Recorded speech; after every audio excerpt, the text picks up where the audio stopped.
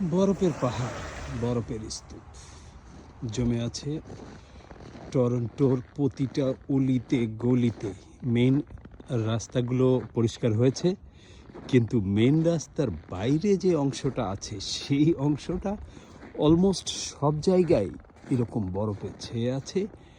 এখানে একটু বরফের আস্তরণ কম, বাট বেশিরভাগ, বিশেষ করে আবাসিক এলাকাগুলোতে, গলির মধ্যে এগুলো অনেক উঁচু উঁচু স্তূপ জমে আছে বরফে।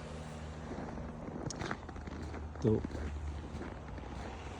মেইন রোডে স্বাভাবিক জীবনযাত্রা শুরু হয়েছে, গাড়ি চলাচল করতে পারছে, কিন্তু বাস্তবতা বাইরে হলো এরকম এখনো।